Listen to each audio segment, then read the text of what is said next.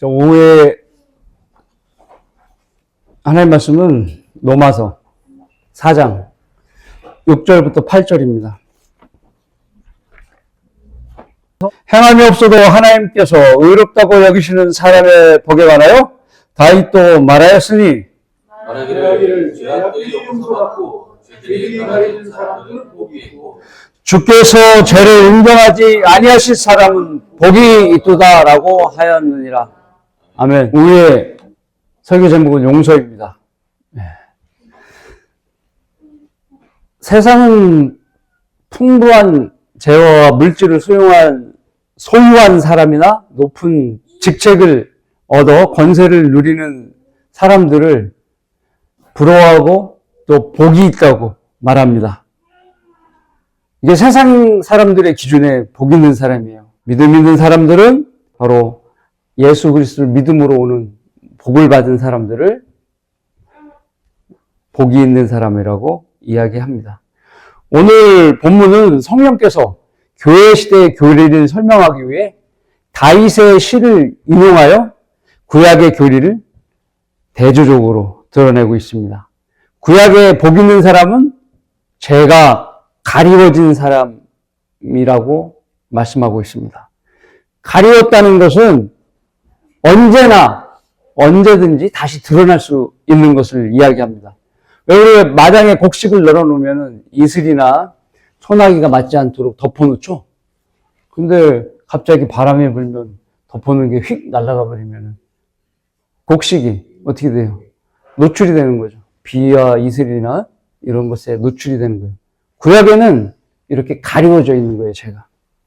언제든지 들추어줄 수 있는 거예요, 행위에 따라서. 제가 죄를 지으면 또 죄가 드러나는 거예요. 그러면 구약의 사람들의 죄를 어떻게 가릴 수 있었나요? 그러면 죄를 지은 사람, 즉 율법을 어긴 사람이 하나님의 제단으로 동물을 끌고 가서 동물을 잡아서 그 피를 제단에 뿌림으로써 죄를 일시적으로 용서받았던 겁니다. 이것은 어디까지나 일시적인 거예요, 죄인이. 그래서 죄를 덮었다고도 말합니다. 구약 때는 만일 죄를 지으면 동물의 피제사를 지내서 일시적인 죄를 덮는 것으로 죄의 한계성이 드러나 있는 거예요. 피와 관련되어 있는 언약, 구약에는 동물의 피, 신약에는 예수 그리스도의 피잖아요. 그래서 이 피에 관련된 언약을 테스트먼트라고 그러는 거예요. 이스라엘 백성들이 갖고 있는 원래의 아브라함이나 모세나 다윗의 언약은 커버넌트라고 그러고, 그래서 피에 관련된 건 언약이 테스트먼트예요. 그래서 옛날 피에 관련된 언약, 동물의 피에 관련된 언약을 구약, 올드 테스트먼트, 그리고 신약, 예수 그리스도의 피에 관련된 언약, 뉴 테스트먼트, 신약, 이렇게 말하는 것입니다. 그래서 구약의 특징은 율법. 우리 대한민국에도 법 있죠? 하나님께서 이스라엘 백성에게 특별한 법을 주셨어요. 그 율법이에요. 이방인한테 준 거 아니에요. 이스라엘 백성에게 주신 거예요. 율법을 행함으로 죄를 짓지 않게 하는 겁니다. 그러므로 율법을 행하지 않고 의롭다고 여겨지는 방법은 믿음을 통해 의롭게 되는 것을 말하는 겁니다. 그래서 본문은 진짜 복 있는 사람은 행함이 없어도 하나님께서 의롭다고 여기시는 사람이며 믿음만으로 의롭게 되는 사람을 뜻하는 거예요. 즉 하나님께서 마련하신 방법으로만 의롭게 되는 겁니다. 하나님 방법 아니면 안 돼요. 하나님은 피를 통해서 의로움을 결정하시는 겁니다.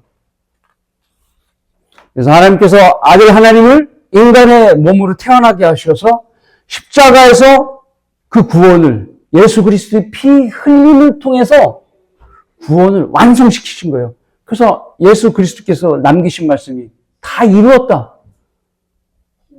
처음 성경 읽는 사람 다 이루었다가 뭐지? 이렇게 생각할 겁니다. 예수 그리스도께서 말씀을 다 이루신 거고, 예. 그 말씀대로 새 언약을 세우신 거예요, 피로. 예수 그리스도의 피를 통해서 이제 새 언약이 시작된 거예요. 완성이 돼서 그게 쭉 이어진 거예요. 다음 어떤 조치가 필요 없어요. 다 끝난 거예요. 다 이루어진 거예요. 그래서 그 다음은 의롭게 되는 것은 아무것도 없어요. 예수님이 다 이루셨기 때문에 믿음뿐이 없어요.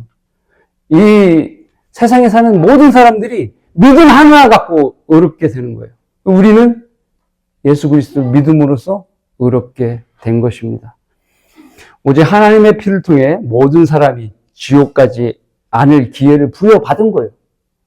오늘 우리는 예수 그리스도의 보혈이 이룬 능력이 어떤 것인지 구체적으로 알아보고자 합니다. 자, 이제부터 시작합니다. 이것이 예수 그리스도께서 십자가의 보혈로 이룬 능력입니다. 첫 번째, 그 능력은 과거, 현재, 미래의 죄들까지 모두를 제거합니다.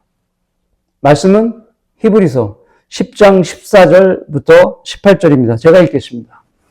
이는 그가 한 번의 제사로서 거룩하게 된 자들을 영원히 온전케 하셨기 때문이라. 그것에 관하여 성령께서도 우리에게 증거자가 되셨으니 이는 그 후에 그가 미리 말씀하시기를 그날들 이후 내가 그들과 세울 언약이 이것이라.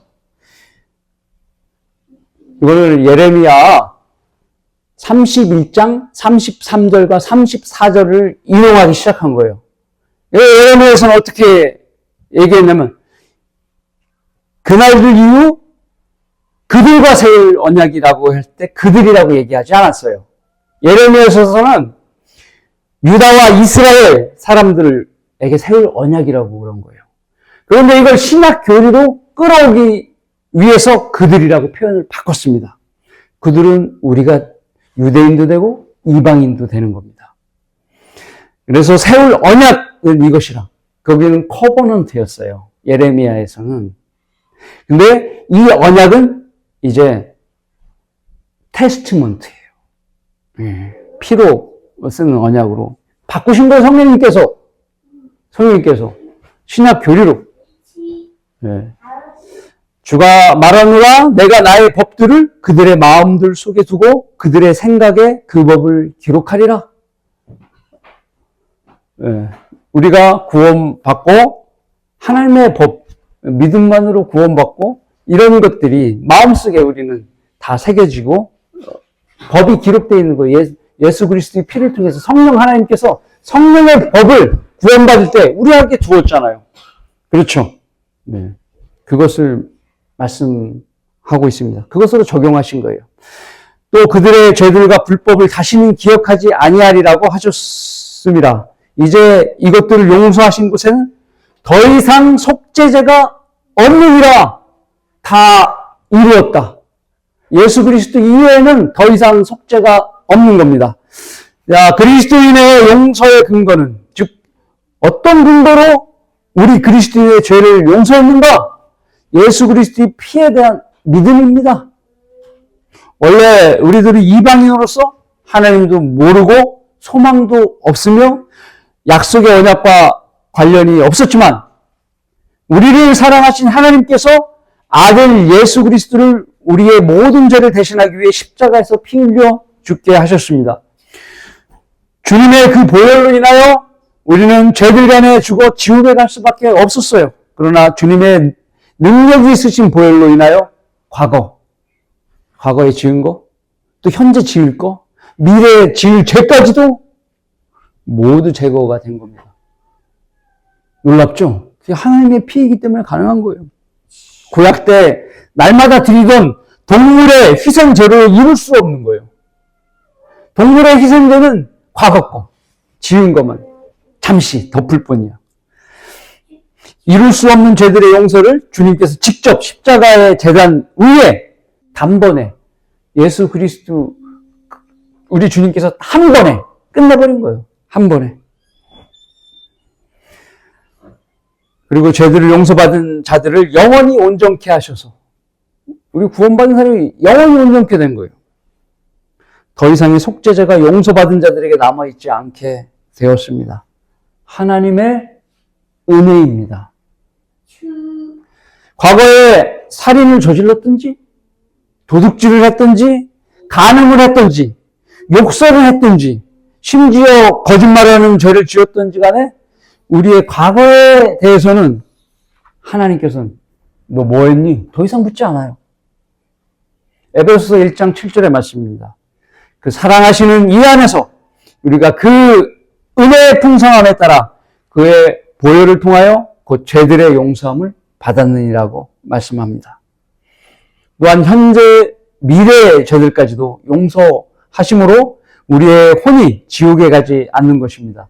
그것은 우리가 하나님의 피로써 죄들을 용서받았을 때 성령께서 우리들 안에 들어오심으로써 죄들의 몸과 혼을 분리하셨기 때문에 골로새서 2장 11절의 근거에서 또한 너희가 그 안에서 손으로 하지 아니한 할례를 받았으니 곧 그리스도의 할례로 육신의 죄들의 몸을 벗어버린 것이라. 바로 주님의 용서는 영원한 용서예요. 성령님께서 들어오면서 혼과 육신을 갈라놓으셨기 때문에 떨어져 있잖아요. 더 이상 붙질 않아요. 성령님께서 떠나시면 붙을 수 있죠. 성령님께서 안 떠나신다고 약속을 하셨기 때문에 붙질 않아요. 그래서 영원한 구원이 보장이 된 겁니다. 하나님께서 우리 구원의 근원이 되신 거예요. 한 번은 거리에서 만난 아주머니에게 이런 질문했어요. 구원 받으셨나요? 라고 질문해. 어떻게 받으셨죠? 주님 믿고 영접기도 잘 하신 거예요? 라고 질문했더니 뭐라고 하는지 아십니까? 매일 아침에 기도합니다. 자기 전에도 할 때도 기도할 때가 있습니다. 그래서 뭐를 하셨는데요? 이렇게 캐물었어요. 화를 막 버럭내면서 예수님 믿습니다. 저를 구원해 주세요.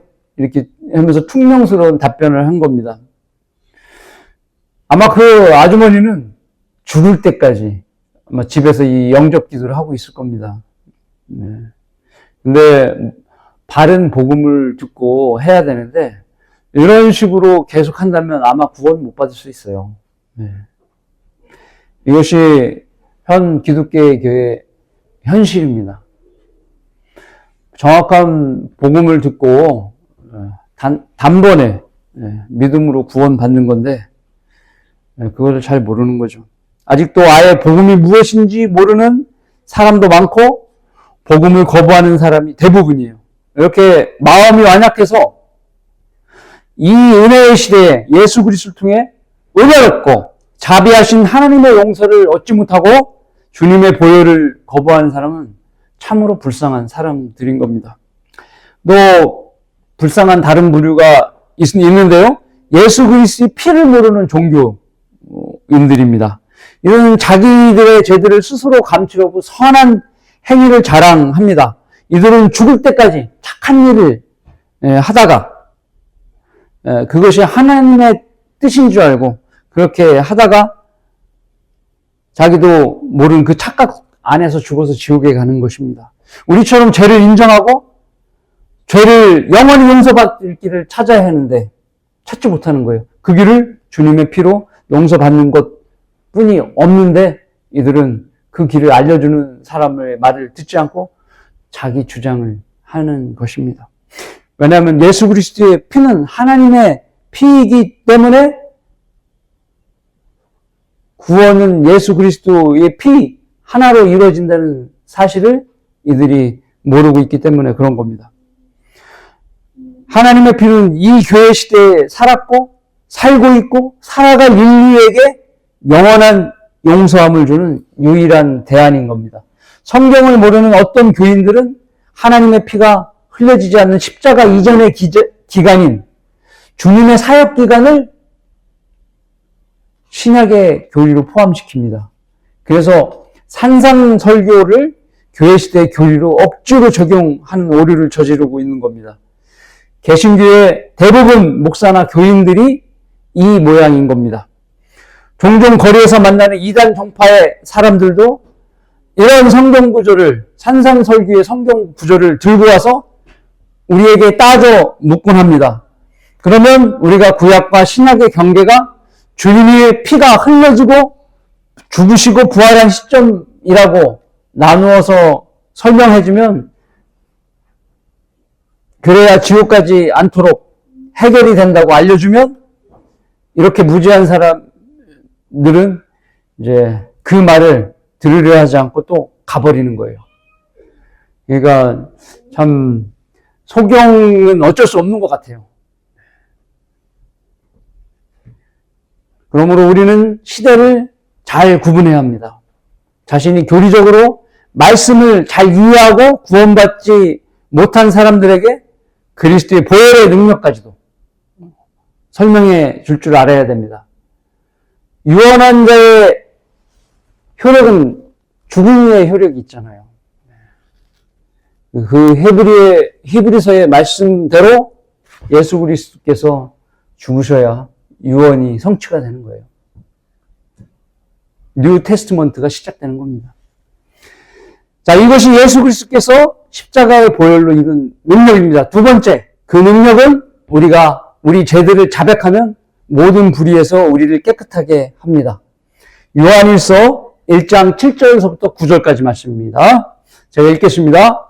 그러나 그 불이 빛 가운데 계신 것 같이 우리도 빛 가운데 행하면, 예수 그리스도께서 빛 가운데 계신 것처럼 우리도 빛 가운데 행하면 우리가 서로 간에 교제가 있게 되고, 그의 아들 예수 그리스도의 피가 우리를 모든 죄에서 깨끗하게 하시느니라. 만일 우리가 우리에게 아무 죄도 없다고 말하면 우리 자신을 속이는 것이요 진리가 우리 안에 있지 아니하나, 우리가 죄들을 자백하면 그는 신실하시고 의로우셔서 우리 죄들을 용서하시며 모든 불의에서 우리를 깨끗하게 하시느니라. 바로 이것이 예수 그리스도께서 십자가의 보혈로 이룬 능력이에요. 실질적인 삶 속에서도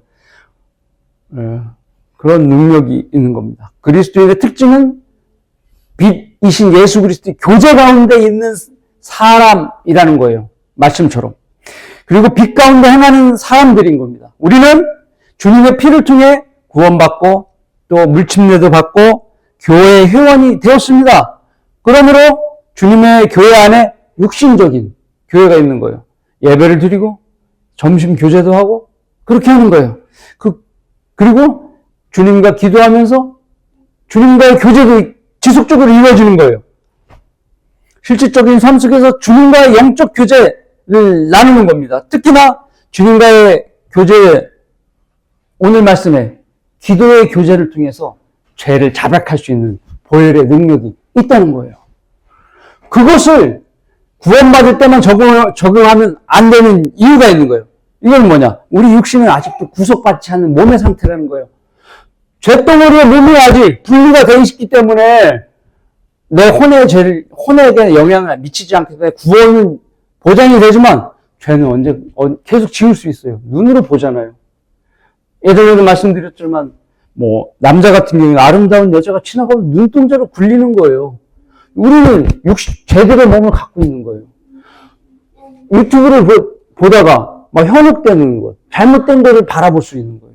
죄들을 지을 수 있는 거예요. 그래서 학생들은 유튜브 같은 것도 통제를 하잖아요. 하지 말라고. 네, 그런 거예요.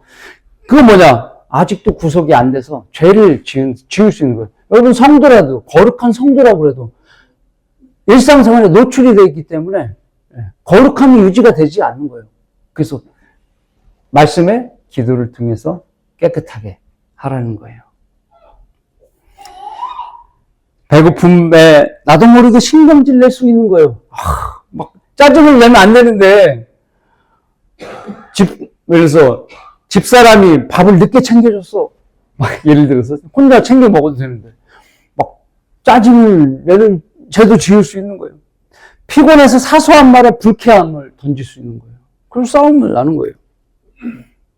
구원받았어도. 그럼 당연하잖아요. 그죠? 완벽한 거 아니에요. 다 구원받아서 질 수 있는 거예요. 이미 엎질러진 물을 주워 담을 수 없듯이 지난 결과에 대해서 해결할 방법은 상대방에게 내가 잘못했으면 용서를 구해요. 여보, 내가 이거 잘못했어. 그리고 주님 교제를 통해서 나의 잘못한 것에 대해서 또 고백을 하면 하나님께서 용서해 주신다는 거예요. 그게 예수 그리스도의 보혈의 능력인 겁니다. 삶 속에서 이루어지는 거예요. 그러면 주님께서 우리를 그런 죄들에서 용서해 주시겠다고 말씀하신 겁니다. 이러한 사소한 죄들뿐만 아니라 심각한 죄들을 지을 수 있습니다. 죄를 다스려서 죄의 발동을 막아야 하는데 그렇지 못하다면 신속히 주님께 죄의 용서를 구해야 할 거예요. 창세기의 카인이 우리가 동일한 죄의 몸을 갖고 있잖아요. 우리도. 하나님께서 카인에게 죄를 다스려라 얘기한 거예요. 우리도 그 동일한 죄의 몸을 갖고 있기 때문에 죄를 다스려야 하는 것입니다. 또 이런 사람이 있습니다. 용서받은 죄를 동일하게 반복해서 자백하는 사람이 있어요. 그럼 주님이 들으실 때 사람도 짜증나는데 그렇죠? 네. 그럴 땐 정말 그런 자백을 반복하게 되면 하나님께서 너는 죄를 다스릴 수 없는 거구나. 그래서 징계를 주는 거예요. 고통을 통해서 깨달으라고. 그래서 아버지가 아들을 징계를 주는 것과 동일한 것입니다. 그렇기 때문에 동일한 죄를 반복하면 안 되는 거예요. 나는 하나님의 아들인데 왜 나한테 고통을 줍니까? 뒤를 돌아가 봐요. 돼요. 내가 자백한 것이 없거나 아니면 내가 자백했는데 동일한 죄를 짓거나 그러면 고난이 오는 거예요. 고난이. 이거 돌아봐야 되는 거예요. 우리는 우리가 죄를 짓는 것이 무엇인지 인지하지 못한 상태에서 죄를 짓는 경우가 많지 않습니까? 만일 우리가 광야의 이스라엘 백성이었다면 하나님께서는 그때는 오래 참으시지 않으시고 죽이거나 막 그렇게 했죠. 아니면 우리가 그 시대라면 성한 몸이 없을 거예요. 그러나 자비하신 하나님 덕분에 우리는 주님의 보혈의 능력을 의지하여 주님께 나아갈 수 있어요. 자백하면 돼요. 이스라엘 백성들은 모세를 통해서 중보기도를 받아서 살아났잖아요. 대리로 용서를 받았지만 우리는 우리 스스로가 하나님 앞에 다가갈 수 있는 거예요. 왜요? 예수 그리스도의 피 때문에. 그래서 죄들을 깨끗하게 용서받게 되는 겁니다. 히브리서 9장 14절에 말씀하십니다. 하물며 영원하신 성령을 통하여 흠없는 자신을 주님 하나님께 드린 그리스도의 피가 어찌 죽은 몸으로 짓는 어찌 죽은 행실에서 죄의 행실에서 너의 양심을 정결케 하여 살아계신 하나님을 섬기게 하지 못하겠느냐? 네. 얼마나 은혜롭습니다. 이 말씀 얼마나 은혜로워요. 그죠? 우리가 작은 실수를 저질러서 하나님께서 너의 양심을 정결케 하여 살아계신 하나님을 섬기지 못하게 하겠느냐? 은혜롭죠. 그리스도인이 이 은혜를 모르고 살아간다면 얼마나 자백할 죄들이 매일매일 수북히 쌓이겠습니까? 예배도 안 하고 피의 능력도 모르는 사람이 주님께 기도해서 응답받는다는 것은 다른 사람만 하는 머나먼 이야기로 들리게 되는 겁니다. 그래서 맨날 나는 왜 기도 응답이 이루어지지 않을까 고민만 하는 거예요. 달랑 구원만 받고 지식이 자라지 못하면 자신이 죄 가운데 파묻혀 살아도 전혀 알지 못하는 무감각 상태로 살아가는 거예요. 또 한 자신이 그런 상태를 너무나 당연하게 여기며 살아가게 되는 겁니다. 이것이 예수 그리스도의 피로 산 하나님께서 원하시는 아들이겠어요? 아닙니다. 마귀가 원하는 사람이 돼버린 거예요. 그래서 마귀는 죄에 대해 무감각하게 만들기 위해서 성도가 주님의 말씀으로 가까이 가지 못하게 하고 하나님의 말씀을 듣는 것도 몸서리 쳐지게 만드는 겁니다. 설교 말씀이 맨날 듣는 식상한 이야기로 바뀌게 되는 겁니다. 어느 때는 이런 마음을 고쳐먹고 기도하고 생각을 바꾸려고 마음을 먹어요. 하지만 그때마다 바쁜 일이 생겨서 도로 태만한 생각이 제자리로 가는 겁니다. 이것이 대부분 구원만 달랑 받은 사람이거나 말씀에 의해서 자라지 못하는 사람인 겁니다. 마귀의 지배를 기치속적으로 받는 거예요. 연약한 사람인 거예요. 연약함이 증명이 되는 거예요. 그러니까 마귀의 공격으로부터 강한 체력을, 육신의 체력만 보강할 것이 아니라 이 하나님의 말씀을 지키기 위한 강한 체력을 보강해야 되는 거예요. 영적인 체력을. 그래서 교회에 몸만 왔다 갔다 하는 성도는 마귀에게 말씀을 통째로 뺏기는 사람인 겁니다. 그러다 보니 그에게 말씀이 없어서 자신의 행실을 비춰볼 거울도 없어요. 판단 기준이 안 서는 거예요. 야고보서 1장 22절부터 24절의 말씀입니다. 그러나 너희는 말씀을 행하는 자가 되고 단순히 듣기만 하는 자가 되어 자신을 속이지 말라.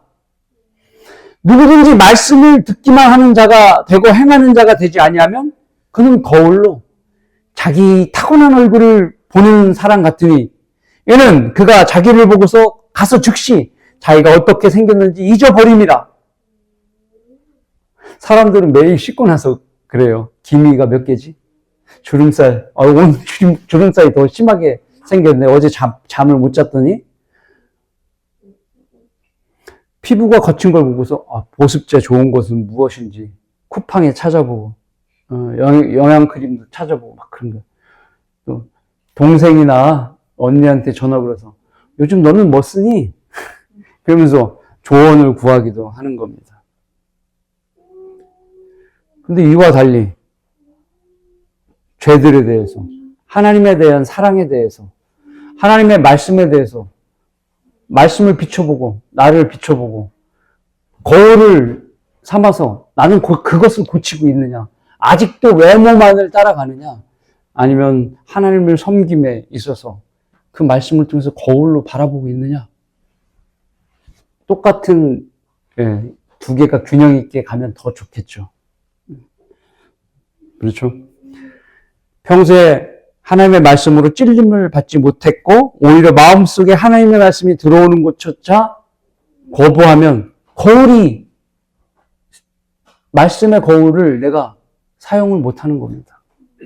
또한 눈을 뜨고 보았으면서 믿지 못하는 사람들이 있습니다.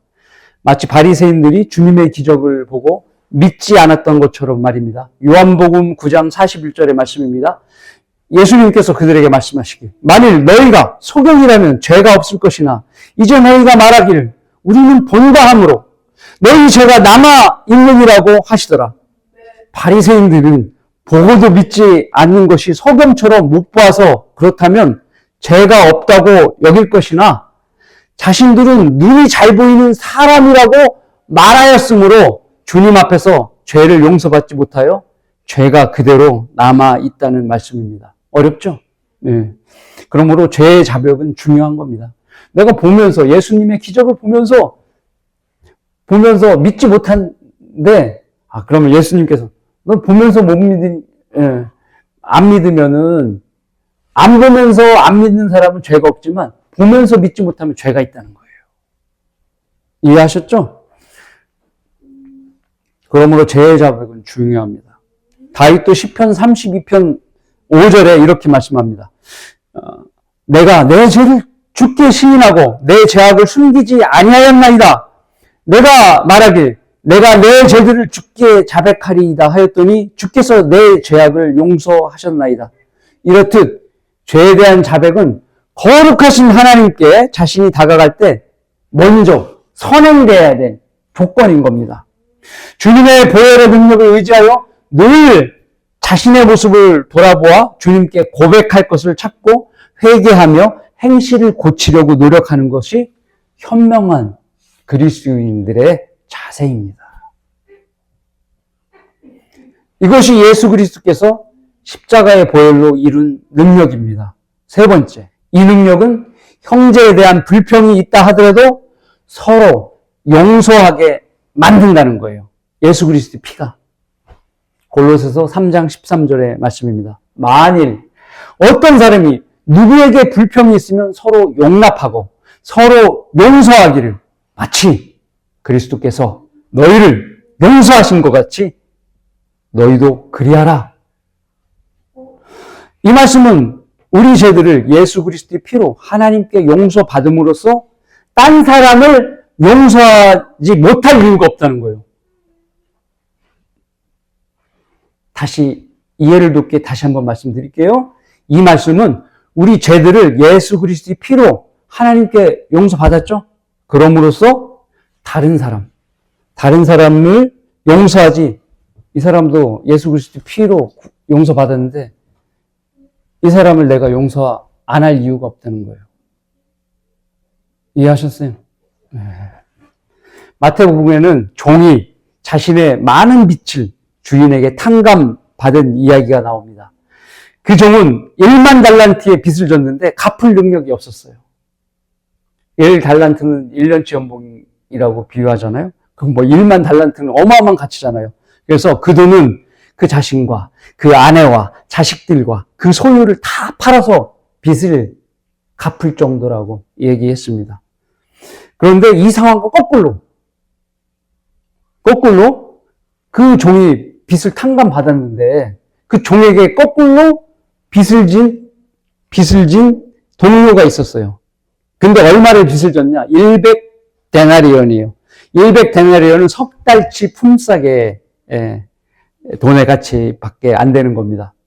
그 빚진 동료가 나한테 빚을 안 갚으니까 왜 안 갚어? 그래서 감옥에 집어넣었다는 거예요. 형리한테 넘겨줘서. 말이 안 되죠. 자기는 어마어마한 가치를 주인에게 용서를 받았는데 석 달치 품삯 때문에 그 사람을 감옥에 넣었다는 거예요. 네. 아까 처음에 말씀드린 대로 내가 예수 그리스도께 빚을 탕감받았으면 나 또한 저 사람이 잘못했으면 나 또한 그 은혜로 용서해야 된다는 거예요. 그거와 같은 겁니다. 이 종은 은혜를 모르는 종 아닙니까? 이것을 예수님의 보혈로 빚진 경우와 좀 전에 본 겁니다. 우리가 주님으로부터 받은 죄 용서의 가치는 얼마인지 혹시 계산해 보셨어요? 각자 얼마 정도 죄 용서함을 가치를 보셨어요? 어마어마한 가치. 왜 그런지 제가 설명드릴게요. 지난번에도 말씀드렸지만 여러분 구원을요. 어느 날 찾아왔어요. SK 회장이. 지난번에도 당신의 구원을 나에게 파십시오. 나의 전 재산, 나의 그룹사 다 드릴 테니까 구원을 좀 파십시오. 파시겠어요?